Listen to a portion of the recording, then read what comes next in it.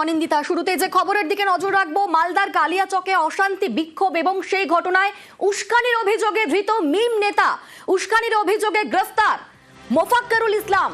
Malda SIR বিক্ষোভে মোফাক্কেরুলের বিরুদ্ধে উস্কানির অভিযোগ, বাগডোগরা এয়ারপোর্ট থেকে গ্রেফতার মিম নেতা মোফাক্কেরুল। আরো একবার জানাই, মালদায় যে অশান্তি বিক্ষোভের ছবি, তাতেই এবার গ্রেফতার করা হয়েছে মিম নেতাকে। কালিয়াচকে উস্কানির অভিযোগে ধৃত মিম নেতা, উস্কানির অভিযোগে গ্রেফতার মোফাক্কেরুল ইসলাম। কালিয়াচকের এই স্থান থেকে উস্কানিমূলক বক্তব্যের অভিযোগ, দেখুন সেই ভিডিও।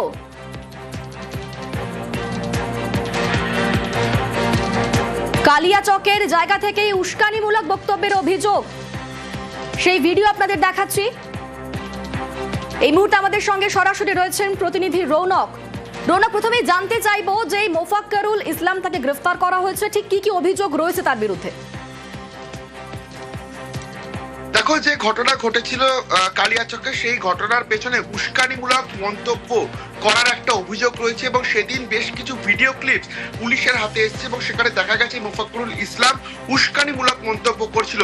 সেক্ষেত্রে তারপরেই কি এরকম ধরনের একটা ঘটনা ঘটলো? তার উস্কানিমূলক মন্তব্যের পরিণতি স্বরূপে কি এরকম ধরনের একটা ঘটনা ঘটলো? এটাই পুলিশ খতিয়ে দেখতেছে এবং ঘটনা ঘটার পর থেকেই মোফাক্কেরুল ইসলামের গতিবিধি পুলিশের তরফ থেকে ট্র্যাক করা হচ্ছিল এবং আজ সকালবেলায় বাগডোগরা বিমানবন্দর এলাকা থেকে এই মোফাক্কেরুল ইসলামকে রাজ্য পুলিশের সিআইডি গ্রেফতার করে এবং যে বিষয়টি পুলিশের হাতে এসেছে, বেশ কিছু ভিডিও ক্লিপ সেখানে দেখা যাচ্ছে একটি গাড়ির বোনেটের ওপরে উঠে এই মোফাক্কেরুল ইসলাম বক্তৃতা করছে এবং সেখানে বেশ কিছু উস্কানিমূলক মন্তব্য তিনি করছেন।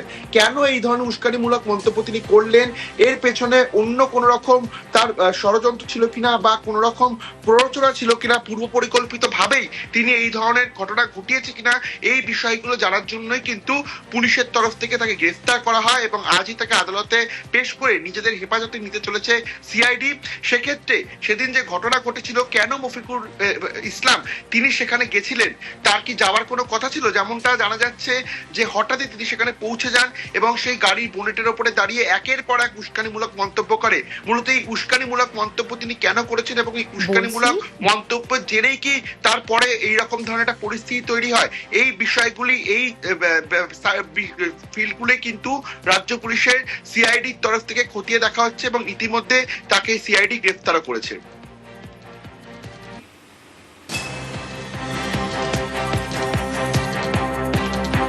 মালদা ডিস্ট্রিক্টে 19টা কেস হয়েছে, ওর মধ্যে 33 লোক অ্যারেস্ট হয়েছে। তাছাড়া আমরা মোফাক্কেরুল ইসলাম করে একজন প্রবাবলি অ্যাডভোকেট, ও ইটাহার থানার বাসিন্দা, ও মেইনলি ইনস্টিগেট করছিল। ওর নামে আমাদের কালিয়াচক থানাতে 3টা কেস হয়েছে। তো ওকে আমরা সকালে বাগডোগরা এয়ারপোর্ট থেকে ডিটেইন করেছি CID with the help of Siliguri police. ওর সাথে আর একজন আকরামুল বাগানি করে একজন ছিল, probably they were trying to escape to Bengaluru. তো they were detain, they are being brought. তো আমাদের কেসে আমরা নেব।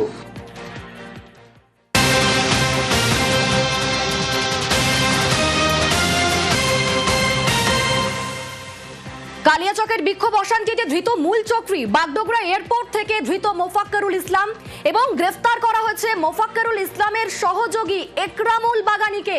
আরো একবার জানাই, ইতিমধ্যেই মোফাক্কেরুলের সহযোগী একরামুল বাগানি, তাকেও গ্রেফতার করা হয়েছে।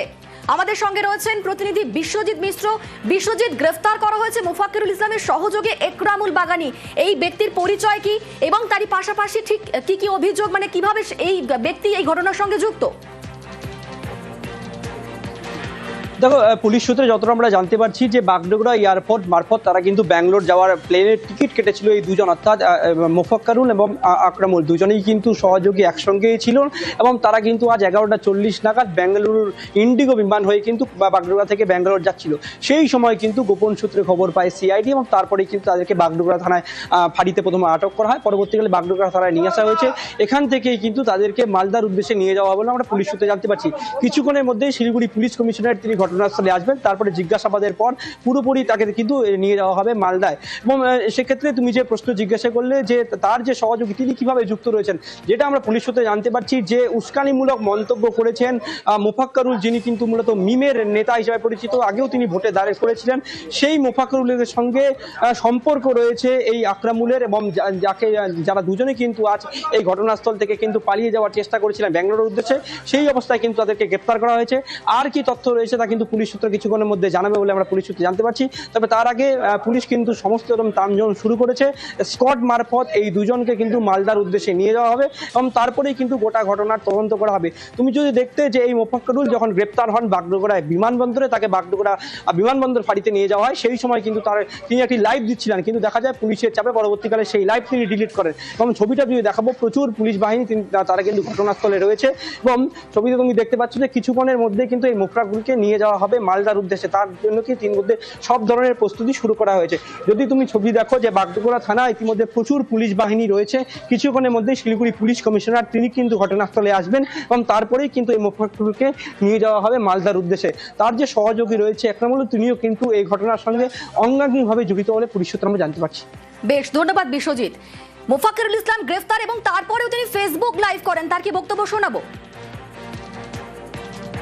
এসআইআর এর নাম করে যে সমস্ত মুসলিম মানুষদের ভোটার করে দিয়েছে বা ডিলিট করেছে, যাদের নাম হয়নি, তাদের আন্দোলনে সহযোগিতা করতে গিয়ে সেখানে বক্তব্য দেওয়ার কারণে আমার জন্য কোনো জজ সাহেব অ্যারেস্টও ছিল না আর আটকও ছিল না। আমি ন্যাশনাল দিয়ে আসছিলাম আর ঘটনা ঘটেছে মোথাবাড়িতে, তার জন্য অ্যারেস্ট হলাম আর কি। বাগডোগরা এয়ারপোর্টে মামলার কাজে যাচ্ছিলাম ওইখান থেকে। এই যে ভোট, নিশ্চয়ই নিজের নাম উঠাতে যা যা করা প্রয়োজন তা করতে হবে। ভালো থাকুন আপনারা সকলেই।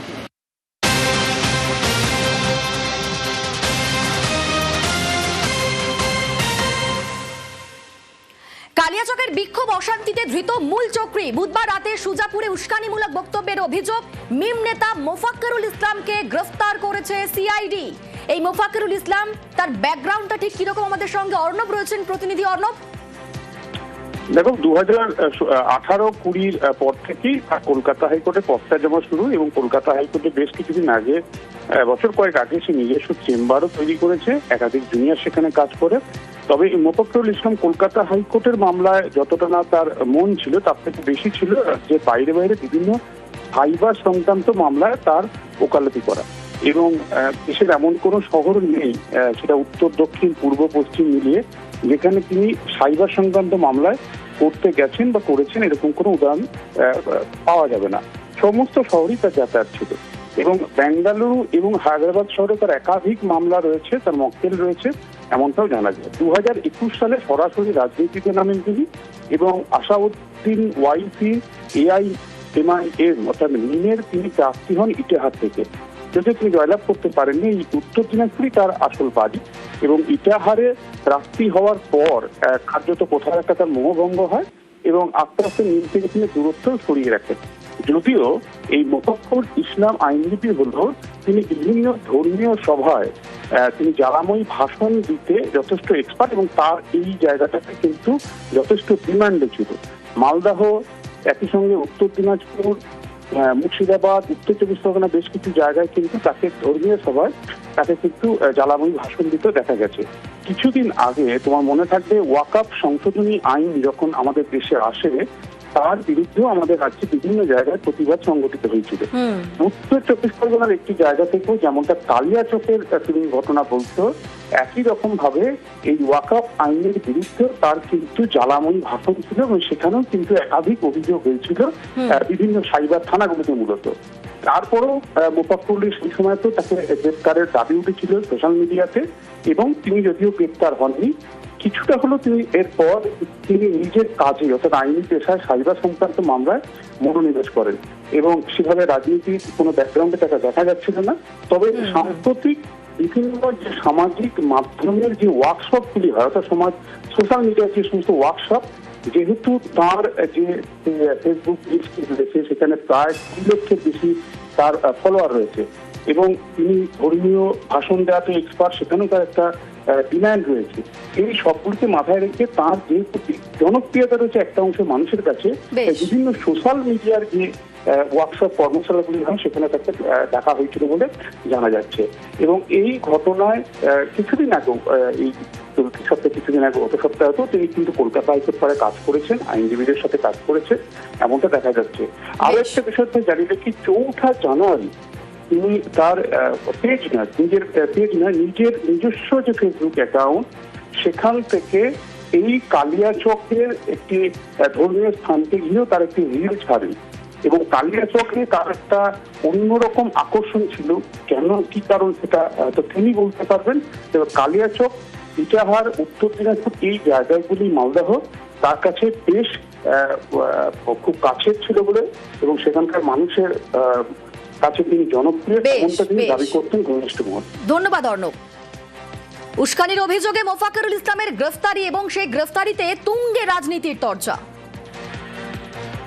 একটা গভীর ষড়যন্ত্র হয়েছে। তৃণমূল কংগ্রেস যারা এখন বর্তমান শাসক দল এখানে পশ্চিমবঙ্গে, তাদের বিরুদ্ধে যেসব দল উঠে পড়ে লেগেছে, তার মধ্যে আছে হুমায়ুন কবিরের নতুন দল আইএসএফ এবং মিম, সুদূর হায়দ্রাবাদ থেকে উড়ে এসে জুড়ে বসেছে এখানে। বিজেপি যাদের কাজে লাগাচ্ছে তারাই এই ঘটনা ঘটিয়েছে, কিন্তু পেছনে যারা আছে তাদের কেন মুখোশ খোলা হয়?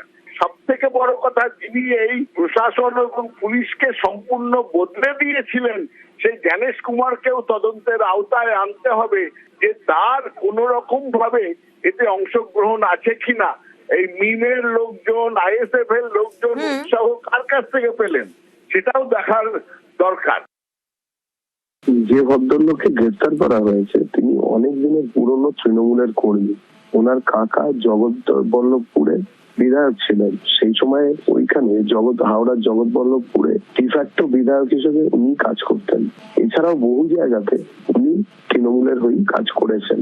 আসলে এগুলো হচ্ছে এক একটা মুখোশ, কখনো হুমায়ুনের নতুন পার্টি, আসলে এরা সবাই তৃণমূল। পশ্চিমবঙ্গের বাঙালি চক্রান্ত সম্বন্ধে অবহিত আছে এবং রাষ্ট্রবিরোধী এই চক্রান্তকে বন্ধ করতে হবে, যাতে রাষ্ট্র নিজের মতন করে তো ব্যবস্থা নেবেই, কিন্তু পশ্চিমবঙ্গের বাঙালিকে জেগে উঠতে হবে, তা না হলে আবার অন্য কোথাও উদ্বাস্তু হতে হবে।